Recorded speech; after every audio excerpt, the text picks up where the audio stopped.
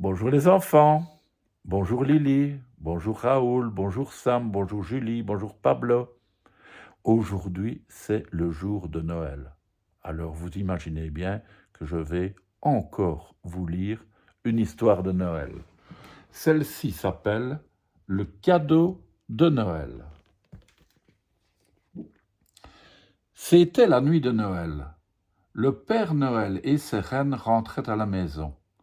Ils venaient de livrer leurs cadeaux à tous les enfants du monde et ils étaient très, très fatigués. Ils se dépêchèrent de souper, puis le Père Noël mit ses reines au lit. « J'ai un peu mal au ventre, dit un renne en fermant les yeux. Je crois que j'ai grignoté quelque chose qui ne m'a pas réussi. » Le Père Noël prit sa température et dit « Je crois surtout que tu as besoin d'une bonne nuit de repos. » Enfin, le Père Noël se mit en pyjama. « Ouf, dit-il en se glissant au lit, que c'est bon de se coucher. » C'est alors qu'il vit quelque chose qui le fit sursauter. Au bout de son lit, il y avait son sac vide. Et son sac vide n'était pas tout à fait vide. Il restait un cadeau tout au fond. Le Père Noël se releva et tira le cadeau du sac. C'était celui de Gaston Grippemine. Le Père Noël le reconnaissait bien. Il savait que les parents de Gaston n'étaient pas assez riches pour lui offrir des cadeaux. Gaston ne recevait qu'un seul cadeau par an, celui que lui apportait le Père Noël. Et Gaston habitait loin, très loin, tout en haut du mont Briochon. Pauvre Père Noël, il n'en pouvait plus. Ses reines dormaient déjà, l'un d'eux était un peu malade. Oui, mais Gaston Grippemine attendait son cadeau, là-bas, tout en haut du mont Briochon.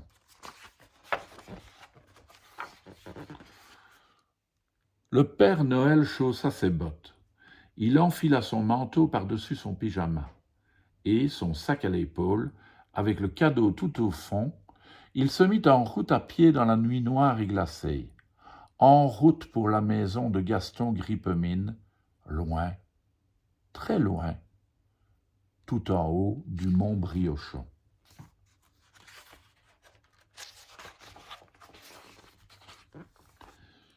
Il n'avait pas fait 50 pas qu'il rencontra un aviateur.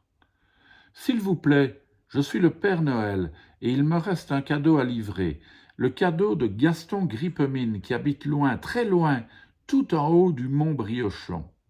Et le matin de Noël est proche. »« Montez dans mon avion, dit le pilote, je vous emmène. » L'appareil décolla et s'enfonça dans la nuit en direction du mont Briochon. Mais il se mit à neiger, si fort qu'on n'y voyait plus rien. « Je suis désolé, Père Noël, dit le pilote en posant son appareil avec une violente secousse. Je ne peux pas aller plus loin. Mais là-bas, derrière la colline, habite un garagiste qui a une voiture tout-terrain. Il pourra peut-être vous emmener. »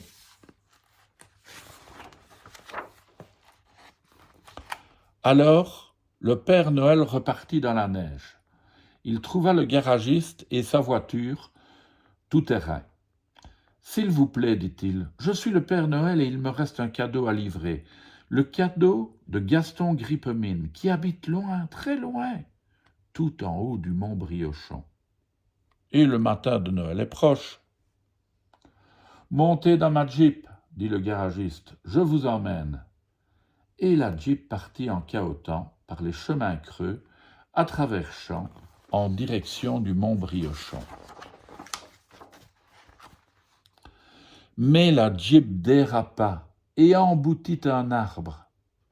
Le Père Noël se retrouva à plat ventre dans la neige. « Je suis désolé, Père Noël, dit le garagiste, je ne peux pas aller plus loin. » Mais au bas de la colline, passé le petit pont, habite un garçon qui a une moto. Il pourra peut-être vous emmener.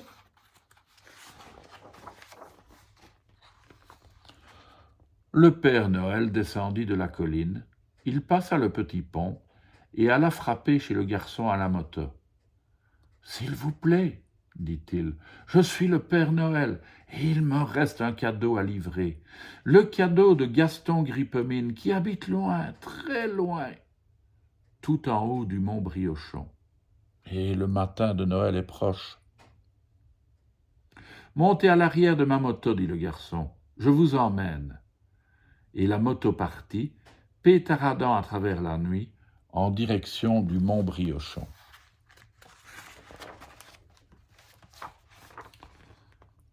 Mais la moto glissa sur une plaque de verglas et envoya voltiger motards et passagers. « Je suis désolé, Père Noël, dit le garçon, ma roue avant est toute tordue, je ne peux pas aller plus loin. » Mais de l'autre côté de la vallée, au fond des bois, habite une championne de ski. Elle pourra peut-être vous aider.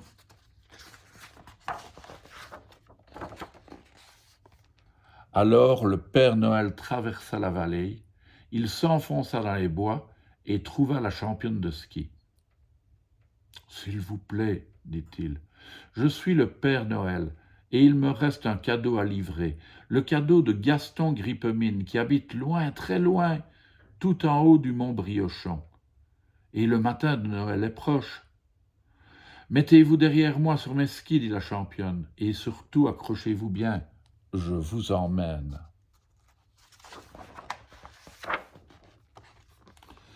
Mais bientôt un grand crac retentit.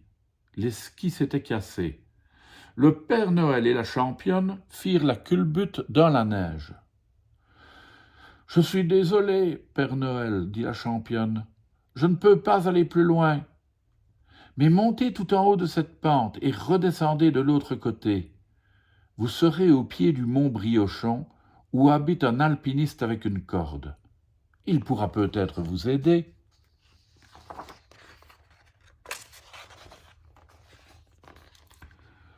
Le Père Noël gravit la pente et redescendit de l'autre côté.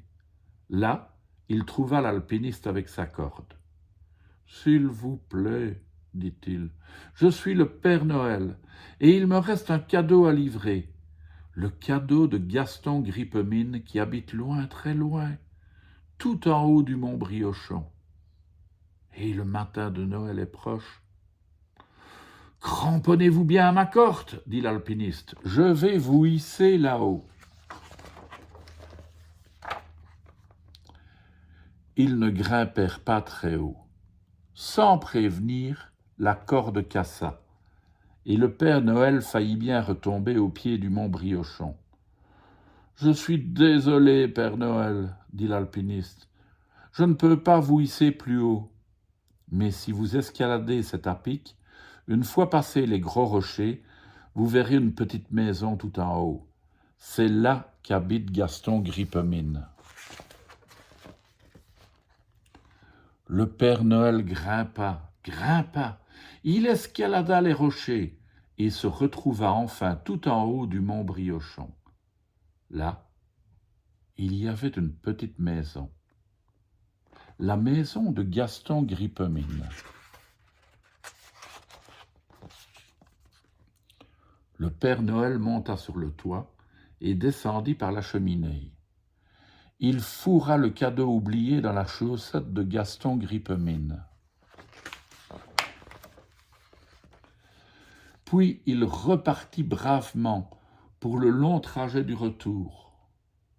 À moto, à trottinette, en traîneau, en tyrolienne, en barque, en hélicoptère, à vélo, en patin à glace, en ballon, en patin à roulettes, en train.